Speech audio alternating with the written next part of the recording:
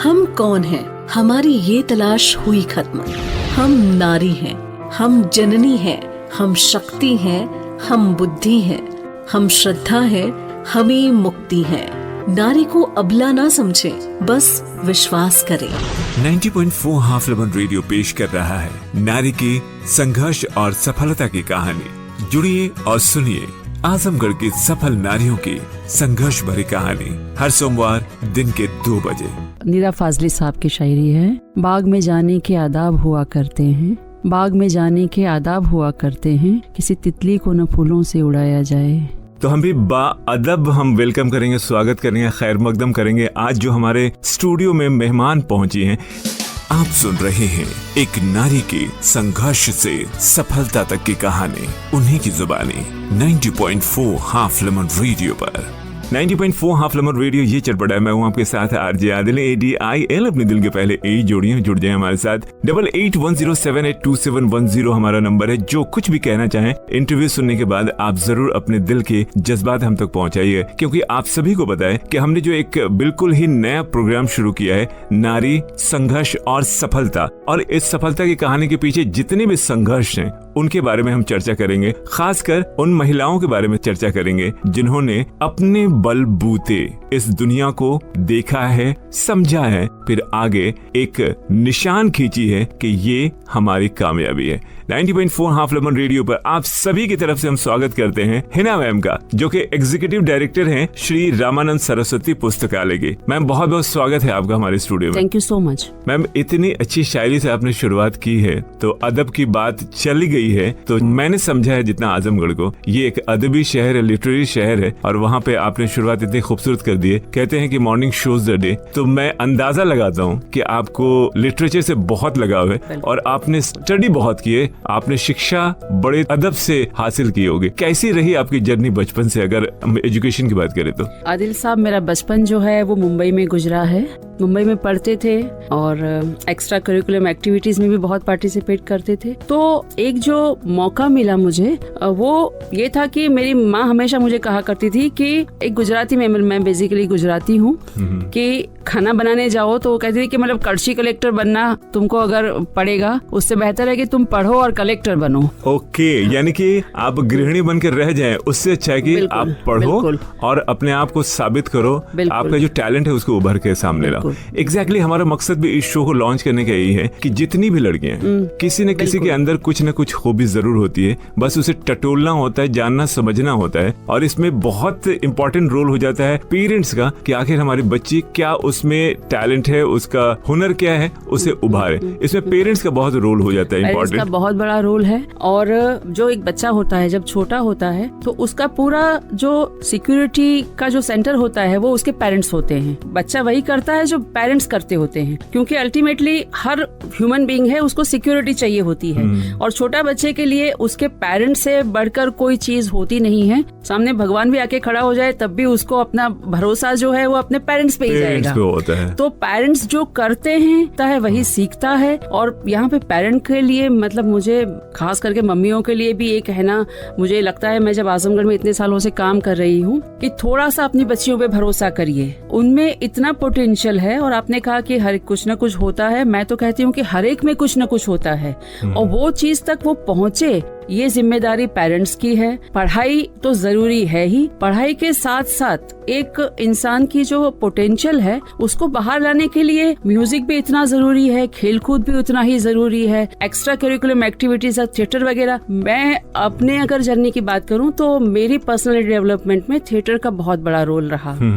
एक वाकया मैं यहाँ पे याद कर रही हूँ। बादल सरकार साहब का थिएटर का कैंप था, उसमें मैं पार्टिसिपेट कर रही थी। उस जमाने बहुत डेलिकेट डार्लिंग की तरह चलते थे, तो पता ही नहीं था कि अंदर इतनी आवाज है। और उनका तो वो थर्ड थिएटर करते हैं तो बिल्कुल आपके शरीर को तो निचोड़ डालते हैं, इतनी मेहनत करवाते हैं। तो एक मतलब उन्होंने एक एक्सरसाइज दी थी कि आपको संथाल के आप आदिवासी है और उनके दर्द की आवाज आपको निकालनी है, और एक के बाद एक पास ऑन करने जाना था। मेरे अभी भी गोस्ट बम्स हो रहे हैं। उस वक्त मेरे अंदर से जो आवाज निकली ना, तब तक मुझे पता ही नहीं था इस तरह से मेरे अंदर से आवाज निकल सकती है, इतना दर्द बाहर आ सकता है।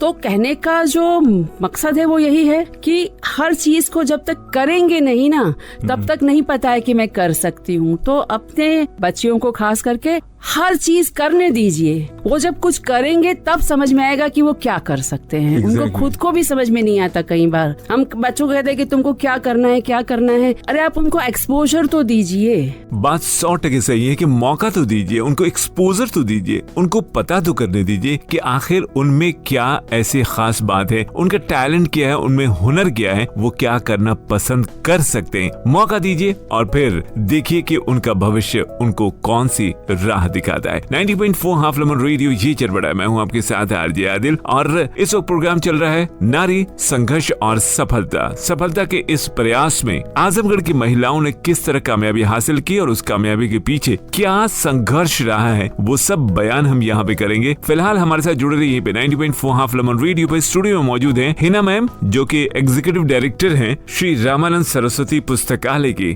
तो जुड़े रहिए, मैं हूँ आपके साथ आरजे आदिल। कार्यक्रम चलता रहेगा, अभी बहुत सारी बातें अभी बाकी हैं, तो आप बने रहिए हमारे साथ। आप सुन रहे हैं एक नारी की संघर्ष से सफलता तक की कहानी, उन्हीं की जुबानी 90.4 हाफ लेमन रेडियो पर। भाई ठंडी गर्मी या हो बरसात, हमेशा निभाएगा आपका साथ 90.4 हाफ लेमन। ये चटपटा है। एक चीज अगर आप मुझे पूछे कि वो क्या चीज है जो हर महिला में, हर औरत में, लड़की में होनी चाहिए, तो मेरा तो एक ही बात है कि आप इंडिपेंडेंट बनिए। आप सुन रहे हैं एक नारी की संघर्ष से सफलता तक की कहानी, उन्हीं की जुबानी 90.4 हाफ लेमन रेडियो पर।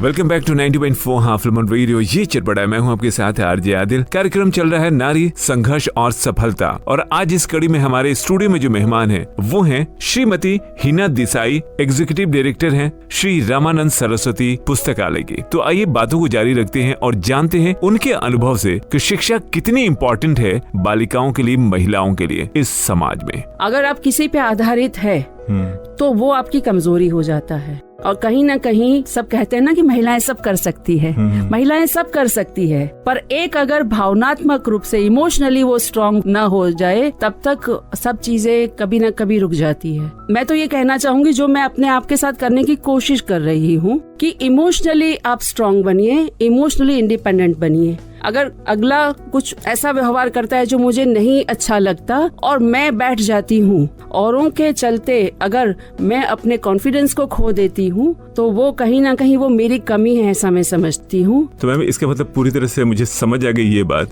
कि कोई भी लड़की हो, उसको एक्स्ट्रा करिकुलर एक्टिविटीज जो आप बता रही हैं, हर काम में इन्वॉल्व करें, और जो चॉइस उसको नजर आएगा कि हाँ मैं इसमें बेहतर हूँ, वो उसे लेके आगे बढ़े और पेरेंट्स उसका सपोर्ट करें। बिल्कुल। आपने जब स्कूल का दौर था, ऑब्वियस है कि पहले के पढ़ाई में आज की पढ़ाई में बहुत फर्क है, मतलब स्टाइल ऑफ स्टडी में डिफरेंस है। मुंबई में आप रही हैं, एक्सपोजर वहाँ ज्यादा रहा, तो जो बचपन में एक होता है ना कि चाहत होती है, तो शुरुआत में ये सपने पालना कैसे शुरू हुआ? जब शुरुआत में छोटे बच्चे होते हैं तो वो घर घर खेलते हैं, डॉक्टर खेलते हैं, तो मैंने मतलब एक्सप्लोर किया था कि मैं डॉक्टर बनूं, पर वो डॉक्टर खेलने में मजा नहीं आया मुझे। वो जब मिले, जैसे मेरा ही फ्रेंड वगैरह है, वो बीमार होके आ रहे हैं, तो मुझे लगा कि कहीं ना कहीं ये मेरे बस की बात नहीं है। और मेरी माँ का भी इसमें बहुत बड़ा रोल है, वो हमेशा से कही आउट ऑफ बॉक्स कुछ करो।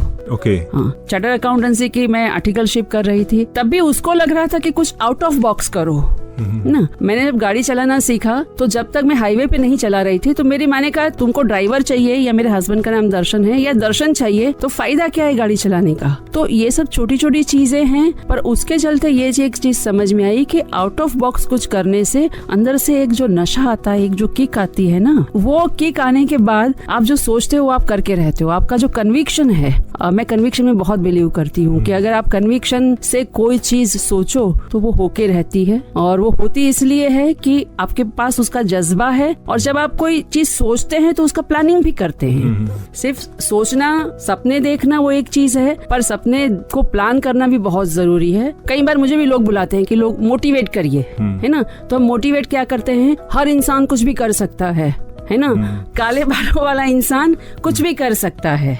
पंप तो भर देते हैं, पर उसके लिए हमको तैयारी भी करनी पड़ती है, उसके लिए मेहनत भी करनी पड़ती है। अगर संघर्ष कहो तो संघर्ष भी करना पड़ता है। और संघर्ष के लिए मैं कहना चाहूंगी कि बाहर का जो संघर्ष है वो संघर्ष नहीं होता, असली संघर्ष अपने आप के साथ का होता है। काफी बड़ी बात आपने कह दी। ये शायद पहली बार ये लाइन में सुन रहा हूँ और बहुत ही खूबसूरत लाइन है। थैंक यू सो मच इस लाइन को लाने के लिए। आप सुन रहे हैं एक नारी के संघर्ष से सफलता तक की कहानी, उन्हीं की जुबानी 90.4 हाफ लेमन रेडियो पर। तो सबसे पहले हमें अपने अंदर में हो रहे संघर्ष का सामना करना पड़ता है। एक ऐसी तैयारी करनी पड़ती है जिससे एक किक आए और फिर आप अपने मंजिल की ओर अग्रसर हो जाएं, और एक जुनून के साथ, एक जिद के साथ। और जिद किसी पॉजिटिव चीज के लिए की जाए, किसी बेहतर चीज के लिए की जाए तो वो जिद खूबसूरत होती है। 90.4 हाफ लेमन रेडियो पर मैं हूं आपके साथ आरजे आदिल। प्रोग्राम चल रहा है नारी संघर्ष और सफलता, और हमारे साथ आज स्टूडियो में मौजूद है हमारे जो मेहमान है वो है श्रीमती हिना देसाई, जो एग्जीक्यूटिव डायरेक्टर है श्री रामानंद सरस्वती पुस्तकालय की। तो बातें बहुत अभी बाकी हैं, उनके एक्सपीरियंस, उनके अनुभव के हिसाब से क्या क्या बातें हमें मिलती हैं, आइए सुनते हैं बस इस म्यूजिकल ब्रेक के बाद। कहीं मत जाइएगा। भाई आजमगढ़ के हर कोने में अब बजेगी एक ही धुन। 90.4 हाफ लेमन, ये चटपटा है। Once again, welcome back to 90.4 half lemon radio. Commitment towards yourself, ये कहना है श्रीमती हिना देसाई जी का। आगे क्या क्या कहती हैं वो, आइए सुनते हैं इसी प्रोग्राम में जिसका नाम है नारी संघर्ष और सफलता। कहीं मत जाइएगा, बातें बहुत पते की हो रही हैं, तो जुड़े रहिए हमारे साथ यहीं पे 90.4 हाफ लेमन रेडियो पर। मैं हूं आपके साथ आरजे आदिल, और जैसे कि हमने कहा आज हमारे स्टूडियो में मेहमान है श्रीमती हिना देसाई जी, जो की एग्जीक्यूटिव डायरेक्टर है श्री रामानंद सरस्वती पुस्तकालय के। आप सुन रहे हैं एक नारी के संघर्ष से सफलता तक की कहानी, उन्हीं की जुबानी 90.4 हाफ लेमन रेडियो पर। और यहाँ पे एक चीज वही मैं ऐड करना चाह रहा हूँ कि एक कमिटमेंट बहुत जरूरी होती है। अगर आपने कुछ ठान लिया है तो एक जिद बहुत जरूरी होता है। Commitment towards your own self. तो वही एक चीज यहाँ पे मैं सुन रहा हूँ जितना आपको ऐसा लगता है कि माँ की जो ट्रेनिंग है अपनी बच्चियों के लिए बहुत इंपॉर्टेंट हो जाती है। बिल्कुल। जैसे आपसे फिर से वो जो मम्मी आपकी बोला करती थी स्लोगन, वो सुनना चाहूंगा जो गुजराती में स्पेशली सुनना चाहूंगा। एक था कि निशान चूक माफ नहीं नीचू निशान। अगर आपने निशाना चूक दिया तो माफ है, पर अगर कम निशाना अगर आपने पहले से तय किया है तो वो माफ नहीं है। ओके, यानी कि टारगेट बड़ा रखिए, फिर कोशिश करिए, वो माफ है। अगर आप नहीं पहुंच पाएंगे तो माफ है, क्योंकि इंटेंशन सही होना चाहिए। रिजल्ट तो हमारे हाथ में है ही नहीं। अगर कोई सामाजिक काम कर रहे हैं या पर्सनली अपना कुछ काम कर रहे हैं, आपके हाथ में आपके एफर्ट्स है, आपके इंटेंशंस है। रिजल्ट आपके हाथ में नहीं है। Intention should be right. Result के लिए परवाह नहीं करनी चाहिए, ऐसा मुझे लगता है। आज आप जो लाइब्रेरी में हैं, आप एग्जीक्यूटिव डायरेक्टर हैं, जो इस दौर में जहाँ पे सोशल मीडिया काफी एक्टिव है और सारी चीजें मोबाइल पे हैं, वहाँ पे किताबों का दौर जो आपने अभी तक संभाल के रखा हुआ है, तो कैसा, मतलब लोगों का रिस्पॉन्स कैसा है उस पे? आदिल साहब, मुझे कहते हुए खुशी हो रही है कि लोगों का रिस्पांस बहुत अच्छा है। कम से कम 50 लोग हमारे यहाँ पे रोज आते हैं, पढ़ते हैं, है ना। और लिटरेचर के बारे में, साहित्य के बारे में इतना कहना चाहूंगी कि साहित्य जो है ना वो आपको भीतर से बदलता है। आपने कोई चीज कहीं पे सुन ली, जैसे मैंने अभी आपको निदा फाजली साहब का शेर सुनाया, उसमें आगे का स्टेंजा है कि जिन चरागों को हवाओं का कोई खौफ नहीं, उन चरागों को हवाओं से बचाया जाए। तो वो मेरे अंदर, मतलब सुना तो उस वक्त तो चले गया, पर अंदर अंदर वो चलता रहता है। तो लिटरेचर जो है ना वो आपके भीतर से जाता नहीं है, वो अंदर चलता रहता है। और एक फिलोसफी में कहते हैं कि आप प्लांट कर रहे हैं या बिल्ड कर रहे हैं, है ना। बिल्ड करना बहुत बड़ी बात है, पर हम कोई चीज बिल्ड करते हैं, हमने एक इमारत बना दी, वो वहीं पे खत्म हो जाती है। और अगर मैंने एक पौधा लगा दिया तो मैं उसको नर्चर करती हूँ, उसके बाद वो खुद ब खुद भी डेवलप होता है। तो कहीं ना कहीं बिल्ड करने से प्लांट करने का महत्व बहुत ज्यादा है। और ये प्लांटिंग जो है ना वो साहित्य करता है इंसान में। आपकी जो ह्यूमिलिटी है उसको मैं अपने बारे में सोचती हूँ जब भी, तो मुझे लगता है कि ये जो लिटरेचर है, गजल वगैरह है, उन्होंने ही मुझे यहाँ तक पहुँचाया। नहीं तो मैं chamber of commerce and industry की सेक्रेटरी रही हूँ गुजरात में। ऐसी नौकरी छोड़ के आजमगढ़ में आके रहना मुश्किल हो सकता है, मुझे नहीं लगा। तो जो आपकी ये लाइब्रेरी है उनमें किताबों का संग्रह है, वो किस तरह की किताबें हैं? साहित्यिक किताबें हैं सारी। साहित्यिक किताबें हैं, करीब 50,000 के आसपास किताबें हैं। और हमारी लाइब्रेरी में लघु पत्रिकाओं का शोध केंद्र है। मतलब हमारा जो पुराने से पुराना मैगजीन है वो 1935 का हंस है, जो प्रेमचंद जी ने संपादित किया था। तो पुरानी मैगजीन का कंपाइलेशन है जो रेयर है, वो किसी यूनिवर्सिटी में भी नहीं। आपकी लाइब्रेरी है, जगह कौन सी है मैम? जोकहरा गांव है, लाट घाट के पास पड़ेगा, गोरखपुर वाले हाईवे पे। तो उधर से कॉम्पिटिटिव एग्जाम के लिए भी बच्चे आते होंगे? बच्चे आते हैं, हमारे यहाँ रुकते भी है। करीब 15-20 बच्चे अभी भी हमारी लाइब्रेरी में रात को पढ़ने के लिए रुकते हैं। हम लोग बेसिकली एकदम गाँव में है, आजमगढ़ से 35 किलोमीटर दूर पड़ेगा। और अभी भी हमारे बच्चों के पास वो संसाधन नहीं है, उनके पास घर में वो जगह नहीं है जहाँ वो इत्मीनान से बैठ के पढ़ सके। उनके पास पंखा लाइट अभी भी नहीं है। तो इसके लिए वो लाइब्रेरी में आते हैं पढ़ने के लिए, आके रहते और जरूरत पड़ने पर रात में ठहरते भी हैं। तो ये एक जज्बा है पढ़ने का, है पढ़ने का, और कभी कहीं ना कहीं जरूरत भी है। क्योंकि आजमगढ़ के आसपास कोई इंडस्ट्रियल एरिया डेवलप नहीं हुआ है, तो नौकरी पाना सबके लिए एम है उनका, पर दिमाग में ये होता है कि नौकरी पहले। 1 से 10 नंबर नौकरी, अगर 1 से 10 नंबर तक हम कुछ न कर पाए तो 11वें नंबर पे हम कुछ अपना काम करेंगे या कुछ और करेंगे। तो किताबों की आदत होनी चाहिए। गुलजार साहब का एक शेर है, मेरे सामने ही पड़ा हुआ, मैं पढ़ना चाहूंगा, मेरा फेवरेट है ये, कि किताबें झांकती हैं बंद अलमारी के शीशों से, बड़ी हसरत से तकती हैं। महीनों अब मुलाकातें नहीं होती, जो शामें उनकी सोहबत में कटा करती थी अब अक्सर गुजर जाती हैं कंप्यूटर के पर्दों पर। बड़ी बेचैन रहती हैं किताबें। क्या बात तो है। क्या लगता है कि आपकी लाइब्रेरी में ये बेचैनी है किताबों के बीच, या उनको उनका रिस्पांस मिलता है? दोनों चीजें हैं। किताबें पढ़ने आते हैं, साथ साथ मोबाइल भी लेके आते हैं, और कई लोग मतलब ऑनलाइन भी पढ़ाई करने की कोशिश करते हैं। तो सिर्फ किताबों के आधारित है ये तो मैं नहीं कहूँगी। नई जनरेशन है तो उनको कहीं ना कहीं ये महसूस होता है कि मतलब ये तो काफी समय हो जाएगा किताब पढ़ने में, पढ़ते। पर वो जो कागज की एक जो फीलिंग होती है ना, वो फीलिंग मुझे नहीं लगता हम मोबाइल में पा सकते हैं। आखिर में आप बाहर रेस्टोरेंट में कितना भी खाना खा के आए, घर में दाल चावल खाएंगे तो जो सुकून मिलता है किताबों में मिलता है। तो भाई एफर्ट्स, कोशिशें, प्रयास हमारे हाथों में है, रिजल्ट यानी कि परिणाम हमारे हाथों में नहीं है। तो हमारा काम कोशिशें करते रहना है, बस राह सही चुननी है। रास्ते सही होंगे तो मंजिल तक पहुंचने का मजा ही अलग होता है। वैसे भी कहते हैं कि मजा मंजिल में नहीं, सफर में ढूंढनी चाहिए। आप सुन रहे हैं एक नारी के संघर्ष से सफलता तक की कहानी, उन्हीं की जुबानी 90.4 हाफ लेमन रेडियो पर। 90.4 हाफ लेमन रेडियो पर बने रहिए। मैं हूं आपके साथ आरजे आदिल। प्रोग्राम चल रहा है नारी संघर्ष और सफलता, और हमारे साथ स्टूडियो में मौजूद हैं श्रीमती हिना देसाई, एग्जीक्यूटिव डायरेक्टर हैं श्री रामानंद सरस्वती पुस्तकालय की। अभी भी बहुत सारे पॉइंट्स ऐसे हैं जो आपको समझना है, खासकर लड़कियों को, बालिकाओं को और उनके माता पिता को, पेरेंट्स को। तो कहीं मत जाइएगा, जुड़े रहिएगा हमारे साथ यहीं पे। बस एक म्यूजिकल ब्रेक के बाद से लौट कर आते हैं यहीं 90.4 हाफ लेमन रेडियो पर। जब किसी से कहनी हो दिल की बात, 90.4 हाफ लेमन देगा आपका साथ। 90.4 हाफ लेमन, ये चटपटा है। 90.4 हाफ लेमन रेडियो, ये चटपटा। मैं हूं आपके साथ आरजे आदिल, और आप सुन रहे हैं कार्यक्रम नारी संघर्ष और सफलता। और आज हमारे स्टूडियो में जो मेहमान हैं वो हैं Shrimati Hina Desai, executive director of Shri Ramanand Saraswati पुस्तकालय। पुस्तकालय की बात आई है तो शिक्षा की बात जरूर होनी चाहिए, और शिक्षा ही वो आधार है जो हमारे व्यक्तित्व के विकास में मजबूती के साथ जुड़ी रहती है पूरे जीवन भर। तो आइए बातें करते हैं और जानते हैं कि शिक्षा के बारे में क्या कहना चाहती हैं श्रीमती हिना देसाई, खासकर बालिकाओं की, नारियों की, महिलाओं की शिक्षा के बारे में। 90.4 हाफ लेमन रेडियो, ये चटपटा। मैं हूं आपके साथ आरजे आदिल।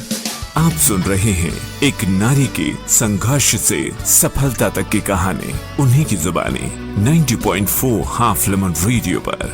जितनी भी बच्चियां हमें सुन रही हैं, उनके पेरेंट्स हमें सुन रहे हैं, उनसे शिक्षा को लेकर आप क्या कहना चाहेंगे? देखिए, शिक्षा बहुत ही जरूरी है, हर कोई कहता है, पर शिक्षा जो है वो सिर्फ किताबी शिक्षा नहीं है। उसके साथ साथ जैसे हम स्कूलों में देखते हैं कि आजकल हम सबको कराटे सिखा रहे हैं, ठीक है, कराटे में सीख ले रही हूँ, मैं फिजिकली स्ट्रेंथन कर रही हूँ अपने आप को, पर जब तक मैं मेंटली स्ट्रांग नहीं हूँ, मौका पड़ने पे मेरा हाथ नहीं चलेगा। शिक्षा जो है उसमें ये सारी चीजें भी शामिल होनी चाहिए। आइंस्टाइन साहब ने कहा था कि education is intelligence plus character, है ना। और कैरेक्टर जब हम कहते हैं तब उसको हम बहुत संकुचित नैरो उसमें ना देखें। पानी का कैरेक्टर है वो ठंडा करता है, आग का कैरेक्टर है वो गर्म करता है, दोनों अपनी जगह सही है। तो जब हम कैरेक्टर कहते हैं तब हम पॉजिटिव नेगेटिव की बातें नहीं करते हैं। मेरा जो पोटेंशियल है, मेरा जो कैरेक्टर है, उस हिसाब से अगर मैं आगे बढ़ूंगी, मेरा जो एप्टीट्यूड है, मैं आपके इस प्रोग्राम के माध्यम से आजमगढ़ की मम्मियों को या बच्चियों को ये कहना चाहूंगी कि प्लीज आपके एप्टीट्यूड पे ध्यान दीजिए। आपका जो एप्टीट्यूड है, एक तो एटीट्यूड होता है वो हम सब समझते हैं, पर एप्टीट्यूड जो है वो आपका मेंटल मैकेनिज्म है। अगर एप्टीट्यूड के हिसाब से हम शिक्षा लेंगे तो हमको उसको एब्सॉर्ब करने में आसानी पड़ेगी और हमारा जीवन जो है वो इजीली हम व्यतीत कर सकते हैं। क्योंकि अगर मैं ये कहूँ कि मैं टेक्निकल चीजों के लिए मेरा एप्टीट्यूड नहीं है और मैं इंजीनियरिंग में जाती हूँ, सीख तो मैं लूंगी, पर क्या वो मेरे लिए आसान होगा? मैं लाइफ टाइम जब भी वो करूंगी ना, मेरे लिए वो स्ट्रगल है, क्योंकि वो मेरा एप्टीट्यूड नहीं है। मुझे गजलों का शौक है ना। मैंने चार्टर्ड अकाउंटेंसी करने के बाद मैं सेक्रेटरी रही, मेरा सब्जेक्ट अकाउंट्स है, पर मेरा जो जहन है वो कहीं ना कहीं लिटरेचर के साथ जुड़ा है। तो आज मैं जो काम कर रही हूँ उसमें मुझे जो सुकून है वो मुझे मेरी इतनी बड़ी नौकरी में कभी नहीं मिला। तो ये भी बहुत जरूरी है कि आप अपने जहन के हिसाब से अपने फील्ड का चयन करिए और बच्चों को भी चयन करने का मौका दीजिए। जीवन में सिर्फ एक मकाम तक पहुँचना जरूरी नहीं है, जो जीवन गुजरता है ना वो आनंद में गुजरना भी जरूरी है। बहुत सही, यानी कि मंजिल जो है इम्पोर्टेंट है, लेकिन सफर का मजा भी उठाना जरूरी है। मजा तो सफर का ही है, मंजिल का है ही नहीं। There is always vacuum on the top. Great. तो मैं यहाँ पे जरूर कहना चाहूंगा आपके हवाले से कि जितनी भी बच्चियां हैं वो एक्सप्लोर करें अपने आप को और अपनी चॉइस से सेलेक्ट करें कि उन्हें क्या करना है, और पेरेंट्स इसमें पूरे विश्वास के साथ उनका साथ दें और जहां तक वो जा सके ले जाएं अपने साथ और उनको कामयाबी तक जरूर पहुंचाएं, उनको जिंदगी का एक रास्ता पकड़ा दें ताकि वो आगे की ओर सफलता की तरफ जाते रहें, मंजिल की तरफ जाते रहें। और अंत में कुछ कहना चाहेंगे आप? मैं अंत में, आप जो बोल रहे थे ना उसी में मुझे कुछ कहना था।